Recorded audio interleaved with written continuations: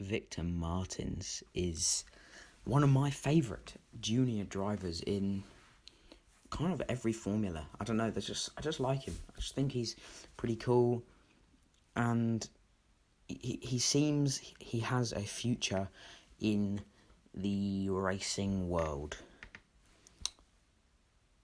He has had some problems, being dropped as a Renault Academy from the Renault Junior Academy, whatever it's now the Alpine Academy, and he is back a part of that.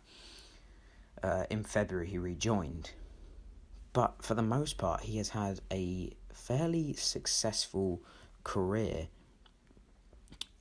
moving up the ranks, as I've said, with a lot of these guys fairly quickly, as most talented drivers do. So let's get straight into it, straight started with his karting career.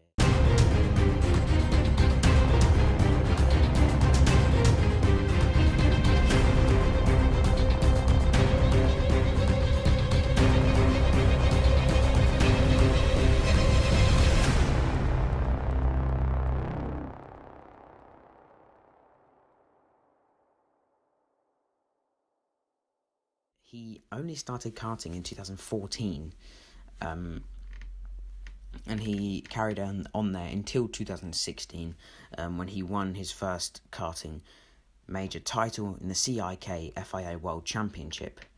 Very dominant in that championship, and that's when he kind of really got listed as one of the ones to look out for in the future. And 2016 was also the year he made his debut in the French F4. He was only a guest driver, but he raced in 4 races with Autosport Academy, and only 2 podiums. Got 2 podiums in 4 races as a guest driver in what was really his debut season. So obviously he was going to get signed for 2017 in the French F4 full-time with Autosport Academy.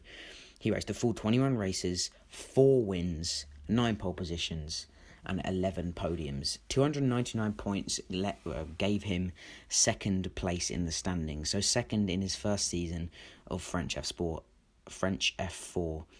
with Autosport Academy. Officially, obviously, he had the 4 guest races and 2 podiums, but official season, and he comes second. It's a good start. And he moved up in 2018 to Formula Renault Euro Cup and Formula Renault NEC.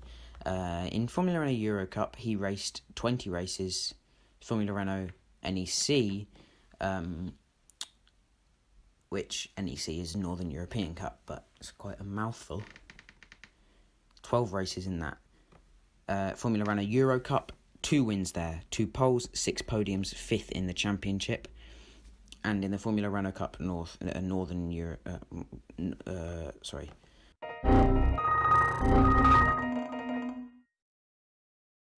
go together very well. But 12 races there, he scored 83 points with 1 win, 1 pole, and 2 podiums. However, a bit of a weird one, but after the 3rd round, he was actually ineligible to score points. So, a bit of a weird one, but he probably would have been a lot higher in that championship if he could have scored points after the second year. Nevertheless, in 2019, he would again race in the Formula Renault Euro Cup, where this time he would come second overall. 19 races, 6 wins, 9 poles, and 14 podiums. 312.5 points in 19 races. Very impressive with MP Motorsport.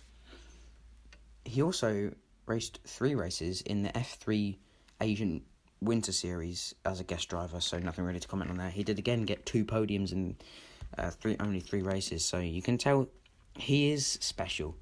However, in 2018, he was dropped by January of 2018. He was inducted into the Renault Sport Academy, which was at the time. But when they wouldn't move him up to FIA Formula 3, he was dropped and he's only recently rejoined, but we'll get onto that in a second, because 2020 was his big year. Formula Renault Euro Cup, his third season there. He had come second last year. He was now with ART Grand Prix. 20 races, 7 wins, 10 pole positions, 14 podiums, 348 points, and a championship win. Finally, he was brought back into the Alpine F1 Academy, 10th of February 2021, and he's racing in Formula 3 this year with MP Motorsport once again, and I think he's a bold prediction to say he could win it. Obviously, I've said with some others who I think could win Formula 3. You've got Frederick Vesti, Arthur Leclerc, and him are probably my top picks to possibly win it. F3 is always quite hard to predict, only because you're going to get a lot of new stars who could just do really, really well. But I do think that he does have a good chance. There are some others who Juan Manuel Correa is back. I don't think he's going to have a great season. First one back after obviously 2 years not racing, but I think he's definitely a good talent and he'll be in F2 in the future. David Schumacher is people say he's pretty talented, but there's a lot of people who could do well. But I do think that it's between Victor Martins, Arthur Leclerc, Frederick Vesti. Probably going to be wrong, but there you go. There's my take on Formula 3. I think I said the same thing in the Vesti video, but hey ho. Why have I said hey ho then? But anyway, that is his career so far. But his career in the future, if he was to make it into F2, he would probably carry on racing for MP Motorsport or maybe ART. He has links with them, but I think looking at where he is most likely to go in the future in terms of Formula 1, then he is in the Alpine Academy, but that is a very, very stacked driver academy. Christian Lundgaard, I can't say this man's name. This is going to be absolutely disgusting. Caio Collet,